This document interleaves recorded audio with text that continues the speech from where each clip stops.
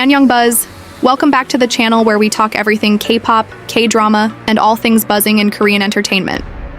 Today we've got the freshly dropped May Singer brand Reputation rankings, and there are some surprises, some expected legends, and a few rising stars shaking up the list this month. So, grab a snack, because this is going to be a fun ride. Okay, so, topping the list for May 2025 is none other than Lim Young Woong. Honestly, are we even surprised at this point? This man is literally the definition of consistent. With a brand reputation index of over 6.9 million, he actually increased his score by 5.8% compared to last month. That's wild. His fandom is insanely loyal and super active, not just in terms of streaming, but community support and real-world visibility, too. What I find fascinating is that Lim Young Woong isn't part of the typical K-pop idol crowd. He comes from a trot background, right? Yet he consistently beats or rivals huge idol groups. That just shows how powerful niche but passionate fandoms can be. I feel like a lot of idol stans sometimes underestimate trot fandoms, but their impact is no joke. If you're one of his fans, tell me, what do you think is keeping his momentum going so strong? Coming in a very close second is BTS with 6.8 million. So close. Only about 100,000 difference, which is barely anything at that scale. Now, even though BTS as a group hasn't been super active due to military service, their brand reputation is still off the charts. That says a lot about their staying power. I mean, the name BTS itself is so culturally embedded now. Whether it's Jimin's solo dance clips going viral or Jungkook breaking records with his solo work, they're always in the conversation. I know some people thought BTS would drop lower in these rankings while members serve in the military, but here they are, proving that even without full group activities, they still dominate. I'm curious though, do you think their spot will stay this strong for the rest of 2025? Or are we going to see someone new rise up while they're still in service? Now, BLACKPINK is third this month, and they actually saw a big jump, up nearly 13% from April. Their brand reputation index is around 4.9 million, which is a big deal considering how quiet things have been on the group activity front. They haven't released new group music recently, but individually, they're everywhere. Jisoo's acting, Jennie's solo schedules, Rosé popping up in international campaigns, and Lisa literally touring the world doing solo appearances. It's like even when they're not together, they're still a force individually. And it all feeds back into their group image. What I love about BLACKPINK's brand power is that it's very cross-industry. Fashion, beauty, music, acting, they've diversified so well. I think it's rare for a K-pop group to have every member become a legit solo brand. And the way their fandom, Blinks, supports them individually, and as a group is next-level loyalty. So tell me, Blinks, which member has impressed you the most recently? In fourth place, we have IVE with a brand reputation index of over 3.5 million. Honestly, IVE being in the top 5 makes perfect sense. They've been killing it in both Korea and Japan, and their comeback cycle was super well received. Plus, their music is just catchy. Heya and Baddie were absolute earworms. IVE has that chic girl crush energy that's really resonating with Gen Z, not just in Korea, but globally. I also feel like Starship Entertainment has really cracked the code on how to market a girl group in this current generation. They've positioned IVE as trendy, but still classy. It's a vibe. And they've been killing it with luxury brand deals and international features. So it's no surprise they're climbing up the reputation rankings. I'm low-key predicting they might inch into the top 3 by mid-year if they keep this momentum.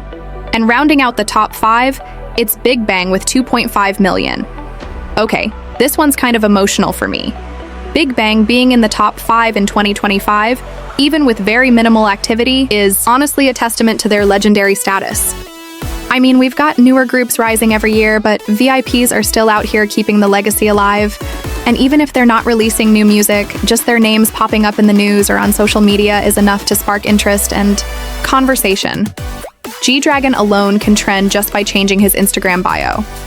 That's the kind of influence that doesn't fade easily. But I want to know what you guys think. Will Big Bang ever fully return with a group comeback? Or are we in the post-activity legacy phase of their career? Personally, I'd love at least one more song or performance from them, but I'm also okay if they just continue being legends in peace. Alright, that's the first half of the top 10, but trust me, the second half has some exciting shifts and newer groups that are quickly gaining attention. We're seeing 4th and even 5th gen artists like TWS and Car, The Garden making waves. And I have thoughts, so don't go anywhere, because the next 7 minutes is where we really dive into the surprise movers on this list and what it means for the future of K-pop. Alright, let's keep going with the rest of the top 30, because things get really interesting from here on. At number 6, we have Day 6, and wow, this makes me so happy. Day 6 isn't always in the headlines like idol groups, but their music has a strong emotional pull. Their recent comeback clearly had a major impact, not only on their fandom My Days, but also on general listeners. I feel like Day 6 has one of the most consistent discographies in K-pop, and when they drop something, it hits you right in the heart. So seeing them chart this high in brand reputation just proves how much people value authentic musicality in this industry. Are you a Day 6 stan? Drop your favorite track in the comments. I need new recommendations. Coming in at number 7 is aespa. Not surprising considering they just won big at Music Awards Japan and have their fan meeting lined up. Supernova was a bold sound, and it's paying off. Their AI concept is still going strong, and their fandom MYs are super active. I think what keeps aespa interesting is that they're constantly evolving. One minute they're dropping futuristic EDM, the next it's hyperpop. I'm curious, do you think aespa has what it takes to be the next global SM powerhouse, especially after Red Velvet and EXO's momentum slowed down? At 8, we've got Lee Chan-won. He's one of those singers who flies under the radar internationally, but dominates domestically. His brand is built on sincerity and a strong connection to his audience.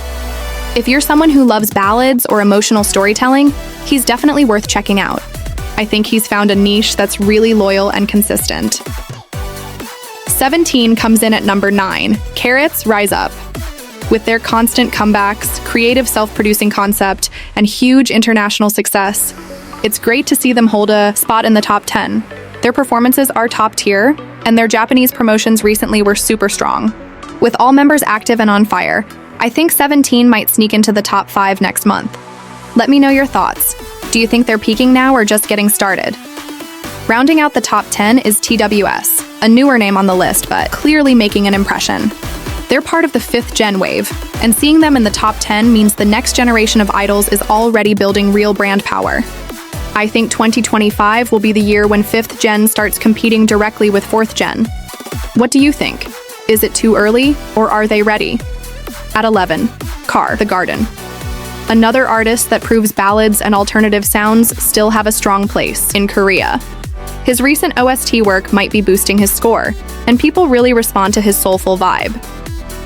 Ideally at 12 is interesting. They usually place higher. Maybe it's a quiet month for them, or other groups just surged harder. But Soyeon's songwriting and their edgy sound always keep them in the game. Never count Idol out. They bounce back strong with every comeback. PSY is number 13. Still relevant after all these years. That's legacy right there. I feel like P Nation and his behind-the-scenes work is keeping him visible, even if he's not performing as often. Twice at 14 and Red Velvet at 15, two iconic girl groups still going strong. Twice especially has had a lot of international fan engagement this year. They're veterans at this point, but the love for them hasn't died down at all. Then we've got EXO at 16. They're in an odd phase with solo activities and military service, but EXO-Ls are loyal. That brand name still holds major weight. I wouldn't be surprised if a unit comeback later in the year boosts them right back into the top 10. Young Tak is 17, another trot singer holding steady. Trot really continues to dominate the domestic. Brand rankings, huh? At 18, Zozaz, a more experimental act that's starting to gain traction. They might not be mainstream yet, but I think they're building a core fan base. Hwang Karam at 19 is another rising soloist. These newer names showing up proves that the market isn't just about idol groups anymore. Soloists are holding their own. Oh My Girl at 20. They've been kind of quiet recently, but their image is still loved by the public. If they have a comeback soon, I think they'll jump higher. Highlight at 21, still going strong after all these years. Their rebranding from Beast has honestly worked better than I expected, and their music is solid. ITZY at 22, a bit lower than expected, maybe because it's been a quiet promo period, but trust me, once they announce their next comeback, this number's going up again. Midsies are always quick to mobilize. Jang Yoon-jung at 23 is another trot icon. And Kiki at 24, new name alert. Keep an eye on this one. Jong Dong-won at 25, one of the younger trot stars. His youthful charm keeps fans invested. Then we've got Yoonha at 26. Yes, we love a queen with vocal power and emotional depth. Her OSTs still give me chills. Baek Ji-young at 27, another vocal powerhouse. Even if she's not super active, her brand is strong due to her legacy. 50. At 28? Okay. Considering everything they've been through with the company situation, this is actually impressive. There's still public interest in them. If they manage a successful rebranding or comeback, they might shock everyone. BB at 29. Yes. I love BB's unique vibe. She's carving out her own lane, and this proves it's working. And finally, Lee Seraphim at 30. A bit surprising since they've been pretty active, but maybe other names just surged harder. Still, they're definitely one of the top 4th gen groups, so don't worry too much about this dip. Whew, that's the full top 30. And honestly, it's such a mix of legends, idols, soloists, and trot singers. I love how these rankings always reflect both current trends and long-lasting fan love. Now it's your turn. Who surprised you the most in this list? Who do you think should have ranked higher? And which group or singer are you rooting for to rise in June? Let's chat in the comments. If you enjoyed this breakdown, don't forget to like and subscribe to An Young Buzz for more K-pop deep dives. See you next time.